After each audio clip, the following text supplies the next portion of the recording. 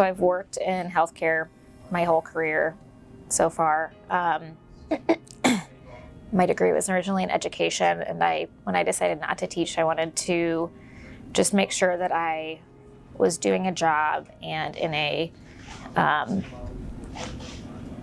career where I was helping people. Anything that I've been doing, for nonprofit work or any jobs that I've had, I just want to make sure I'm helping. And I would say in all instances, I've always been on, the administrative or operations side. So it's been non-direct impacts, but you're still able to see the impact of how you're helping and making a difference. And so that's really driven every career choice that I've made. That's really driven my decisions is, okay, am I making an impact on people? What is that impact? Obviously, when you go from healthcare to architecture, it's a little bit different. So I really did have to think about, okay, what's the impact that I'm going to be making on people? But if you think about architecture, you're still in a people business. We design buildings for people to live in and work in, and habitat, I guess is the best way to put it. And so what impact can I make there? And when you think about Elevatus specifically, and what really was encouraging for me to switch from the healthcare industry to architecture is that we are very people-centered. For anywhere from the communities that we're involved in to the clients that we work with, to the coworkers that we're working with at Elevatus, it's all about the people and making the best and right impact for the people. I mean, it does go back to the people-centeredness of the company, and you hear Mike talk about all of the time doing the right thing. And from my perspective, when he says that, it's, again, doing the right thing for the clients, doing the right thing for the community, and doing the right thing for our coworkers that we're working with. I think that value is something that can easily be instilled in everybody. It's a clear value that it's such a simple phrase and a simple term, but something that everybody can get behind and understand. So the typical role of a chief administrative officer is really to enhance efficiencies of the company.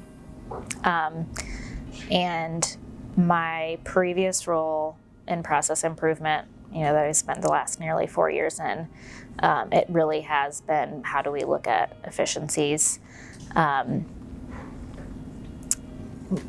What are ways that we can improve? But then it goes back to the people-centeredness of it. So yes, we want to bring structure and make things more efficient in the company, but it has to work for everybody working here. So when we think of change management, it really is, we have to get everybody's perspective. We have to understand what works for everyone. And then how do we frame that in a manner that also makes things more efficient, which isn't necessarily easy. And I think it requires certain skill sets that I've learned over the past, 4 or 5 years.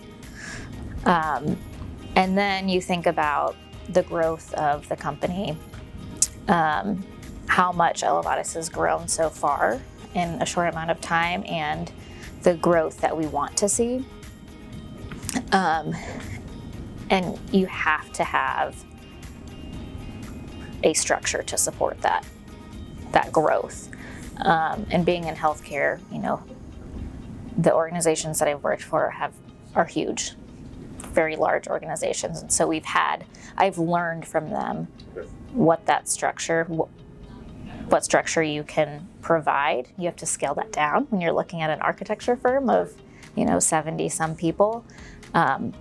but I have a good, I think, starting point to understand how you create a structure for a firm with keeping the mission, vision, and values alive as we grow and as we scale.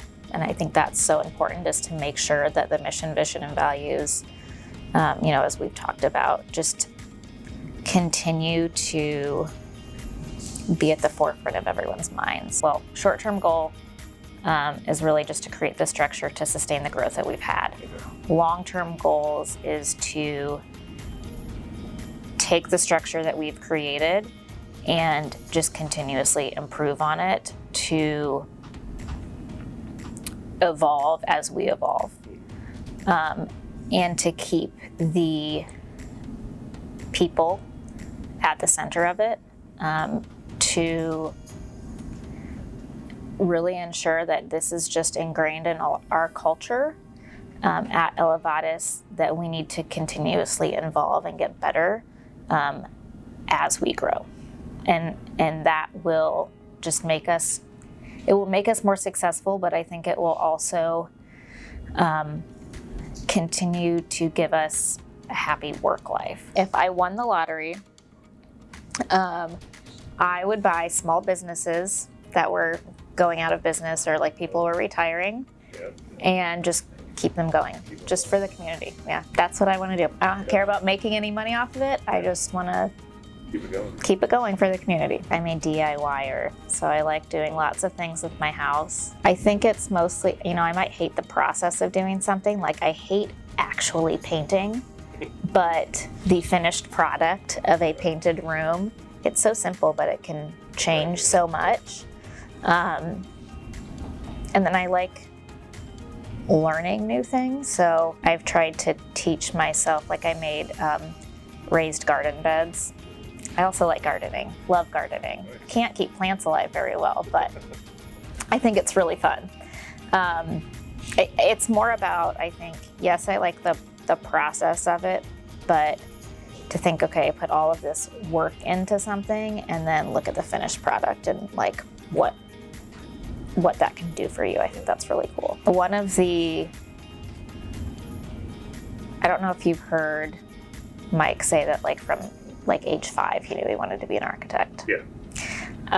I'm sure he tells that story a lot. Well, at age 5, when I was in kindergarten, we went on like several field trips to parents' offices, and one of them was the then Shingle Schultz, now Elevatus, up in the 5th floor conference room. I don't remember anything about the actual visit, except I got to pick out cookies. And I picked out sugar cookies and sat at the head of the table and ate my sugar cookie as my dad talked about what an architect does. I'm guessing that he showed some pictures and stuff. I don't know. But I thought, how cool. I'm sitting in this conference room. All of these people are doing all this cool stuff. And not that I necessarily wanted to go into architecture, Right. but I was like, I want to do what my dad does. Like, that's so cool. Sitting in this, sitting at a conference table, apparently that's what I associated architecture with, or a business with. Yeah, with sugar cookies. Like, I want to do that. Yeah. So yeah, that kind of, I think, helped shaped my path. I've gotten off track, obviously, like growing up, trying to figure out what I really wanted to do, but I think it's come full circle.